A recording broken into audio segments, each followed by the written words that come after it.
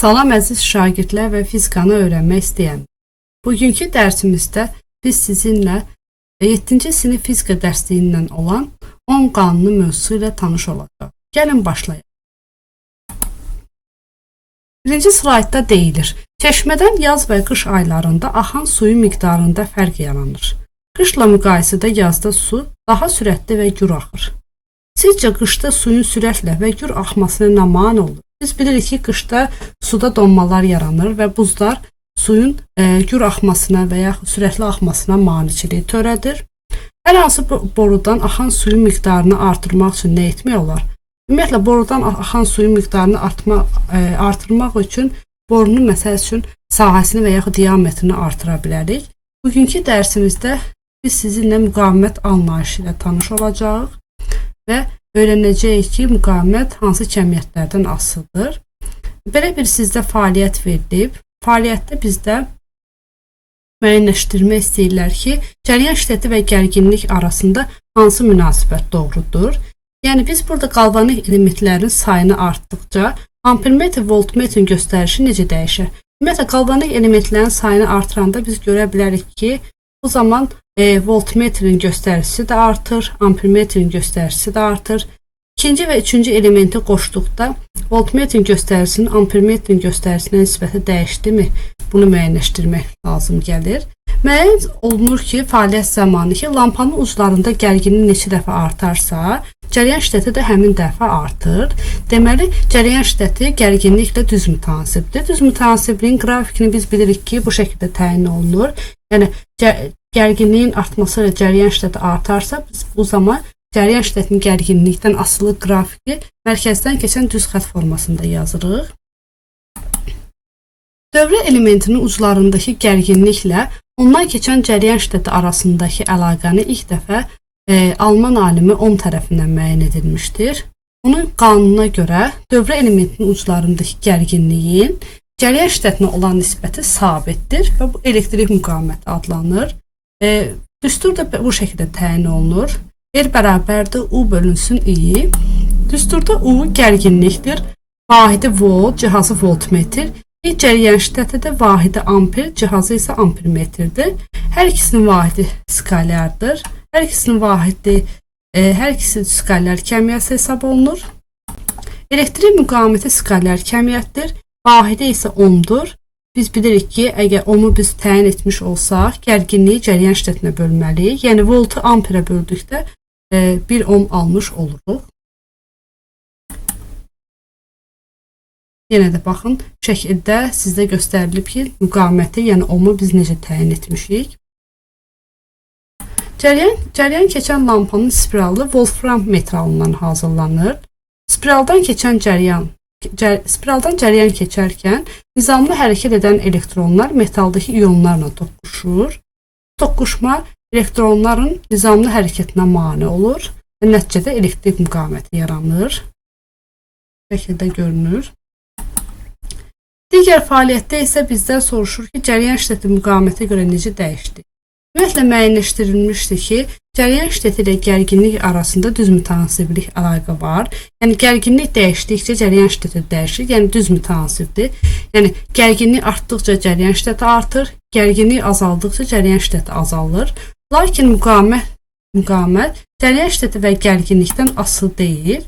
Yəni, buradakı kəmiyyətlərin asılı olmayıb, asılı olacaq kəmiyyətləri isə biz növbəti dərsdə tanış olacağıq. Yəni, biz dövrə hissəsi 10 qanundan belə nəticəyə gəlirik ki, cəryan şiddəti ilə gərginlik düz mütənasibdir. Yəni, gərginlik artdıqca cəryan şiddəti artır, gərginlik azaldıqca cəryan şiddəti azalır. Nisbət şəklində yazsa I1 bölünsün I2, o da bərabərdir U1 bölünsün U2 şəklində yazarıq. Amma dövrə hissəsində cəryan şiddəti müqavimətlə tərs mütənasibdir. Yəni, müqavimət artdıqca cəryan şiddəti azalır, müqavimət azaldıqca cəryan şiddəti artır. Bu zaman I1 bölünsün I2 bərabər olur R2 bölünsün R1, çünki tərs mütənasibdir. Gözlənmə lampalarında enerjinin böyük hissəsi işığa deyil, istiliyə çevrilir.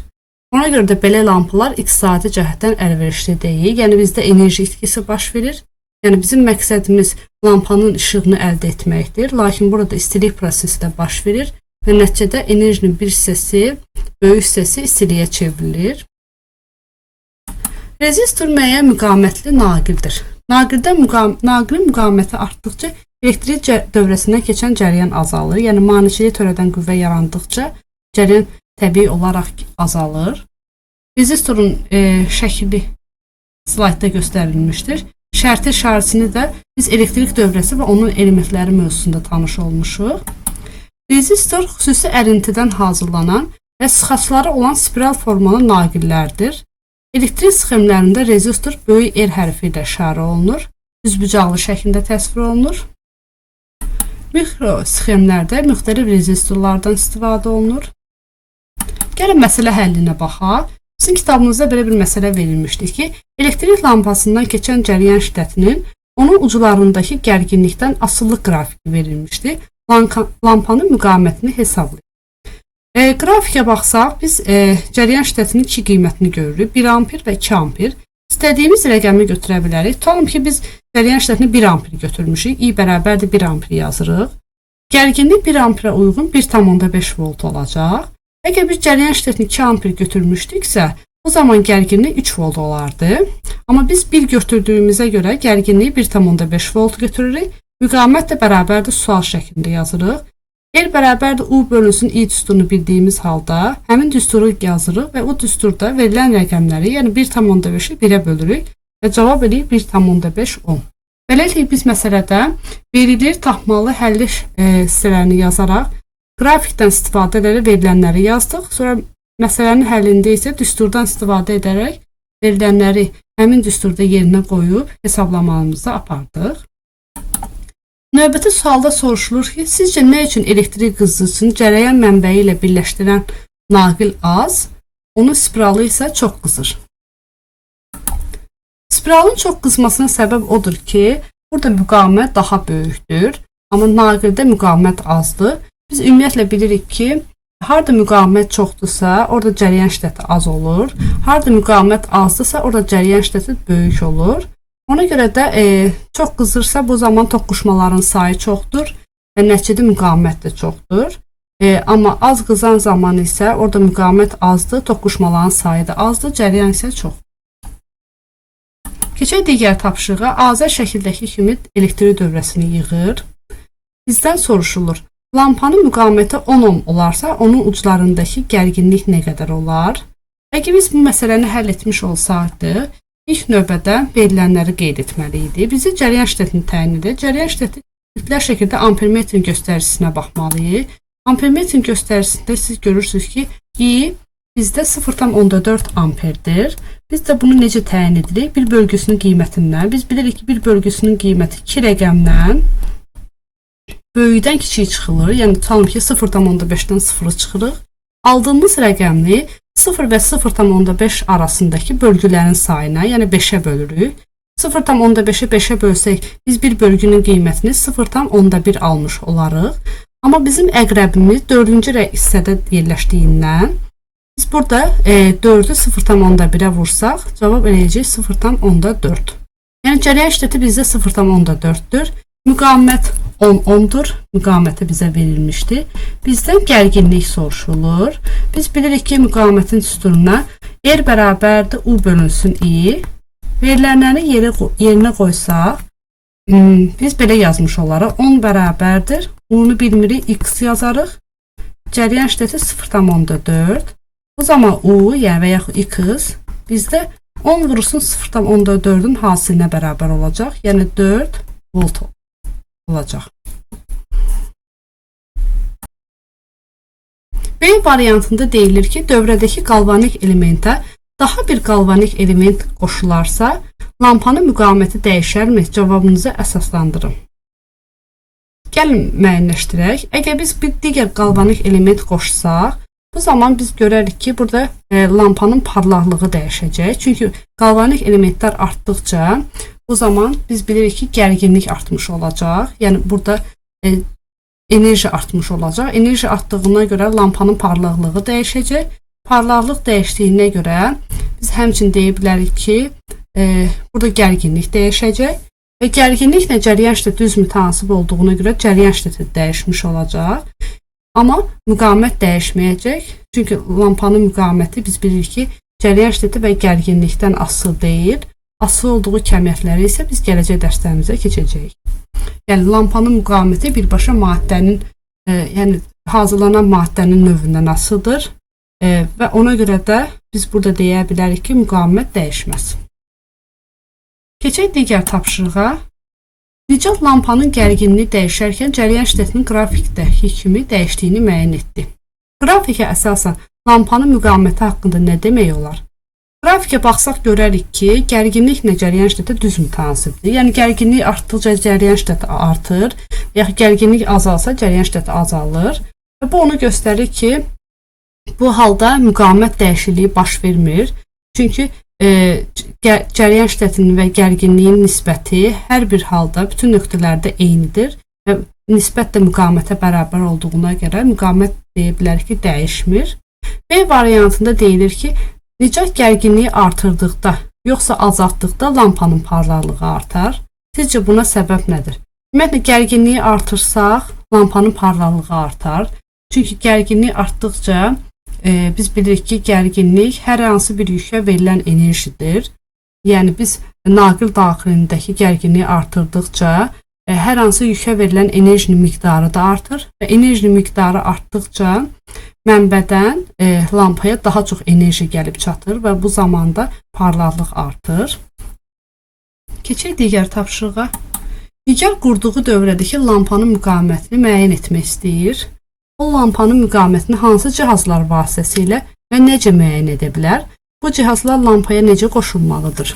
Biz lampanın müqavimətini təyin etmək istəyiriksə, Ohm qanunu üsulunu yadımıza salmalıyıq. Ohm qanunu üsuluna əsasən R bərabərdir U bölünsün I-dir. Yəni biz belə nəticəyə gəlirik ki, burada biz cəryan şiddəti və gərginliyi təyin etməliyik. Cəryan şiddətini ölçən cihaz ampermetr, gərginliyi ölçən cihaz bizdə voltmetrdir.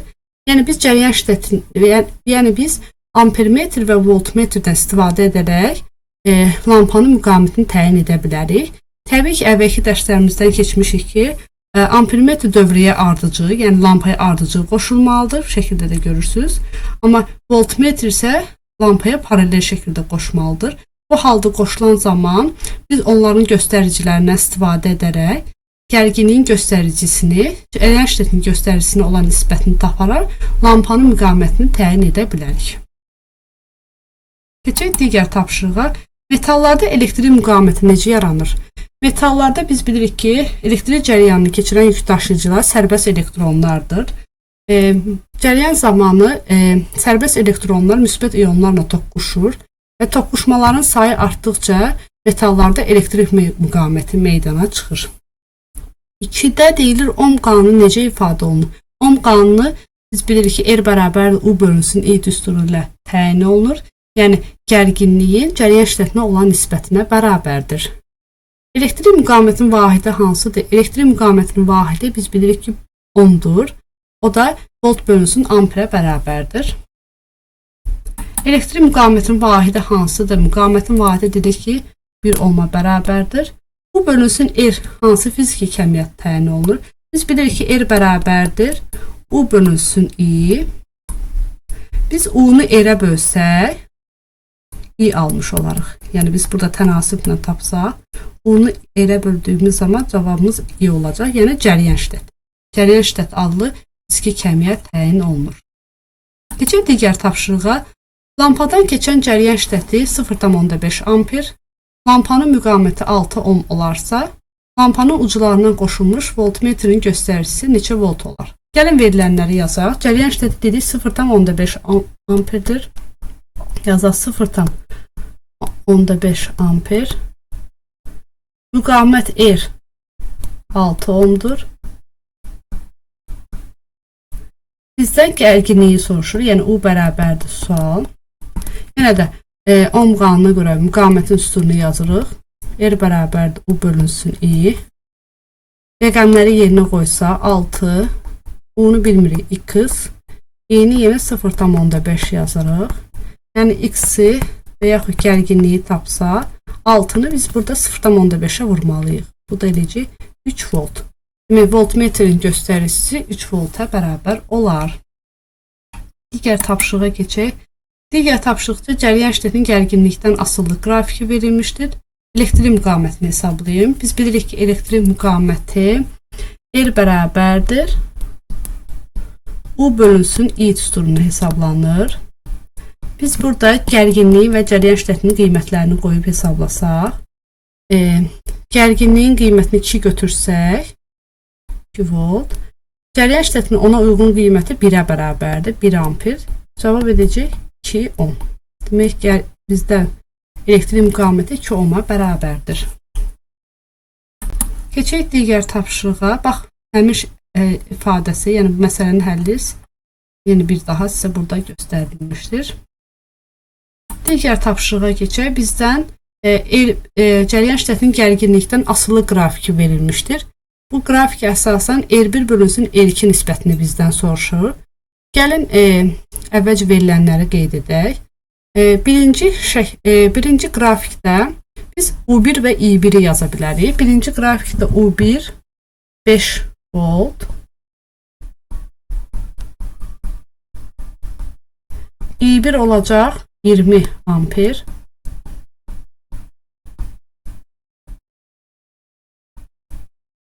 İkinciyə baxsaq, ikincidə U2 görürük ki 10 volta bərabərdir. I1 də 10-a bərabərdir. 10 ampirə bərabərdir. Və bizdən soruşulur ki, R1 bölünsün R2 nisbətini tapın. Biz bunların hər birini ayrı-ayrılıqda tapa bilərik. Yəni hər birini, yəni R1-i tapa bilərik, R2-ni tapa bilərik, sonra nisbətlərini hesablaya bilərik. Gəlin tapaq. R1 tapmış olsaq, biz bilirik ki, R bərabərdir. U bölünsün I-dir. Yəni U1 bölünsün I1 olacaq. Rəqəmləri yerinə qoysaq, yəni U1-i I1-ə bölsək, 20-də 5 alarıq. 4-də 1-dir. R2-ni tapsaq, bizdə burada 2. U2-ni I2-yə bölməliyik. Bu zaman U2 bölünsün I2. Onu ona bölürük, 1 almış oluruq. R1-in R2-yə olan nisbəti, bərabər olacaq. 4-də 1-i 1-ə bölsək, cavab edəcək 4-də 1 və yaxud 0,25 də yaza bilərik. Demək, bu məsələdə biz müqamətləri ayrı-ayrılıqda hesabladıq.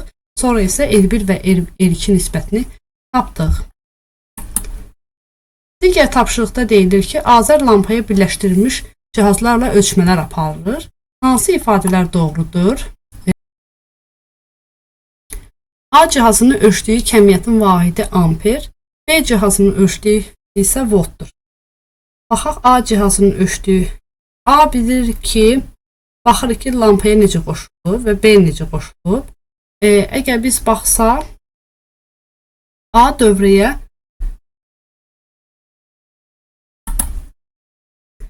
A cihazı biz görürük ki, ampermetrdir, B cihazı voltmetrdir. Ampermetr ölçdüyü kəmiyyət cəryan şiddəti, cəryan şiddətinin vahidi amper, B cihazı isə voltdur. Bu düzdür. Bu fikir doğru fikirdir.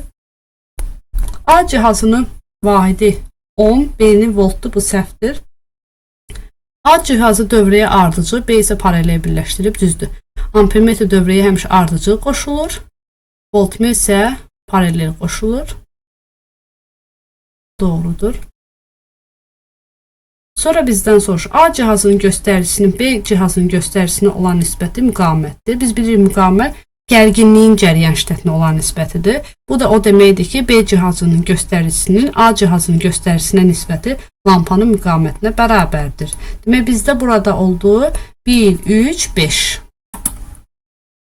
Deməli, biz bu dərsimizdə sizinlə ohm qanunu mövzusu ilə tanış olduq. Öyrəndik ki, ohm qanunu R bərabərdir U bölünsün I düsturuna hesablanır və həmçinin öyrəndik ki, cəryan şiddəti gərginliklə düz mütənasibdir. Cəryan şiddəti həm müqamətdən asılıdır, həm gərginlikdən. Gərginlik də öz növbəsində həm cəryan şiddətindən asılıdır, həm də müqamətdən. Lakin müqamət göstərilən kəmiyyətlərdən, yəni cəryan şiddəti və gərginlikdən asılı deyil. Asılı olduğu kəmiyyətləri isə gələcək dərslərimizdə sizinlə tanış olacaq. Həmçinin bu mövzuya aid bəzi tapşırıqlar etdik. Dərsimiz bu qədər. Gələn dərslərə qədər sağ olun.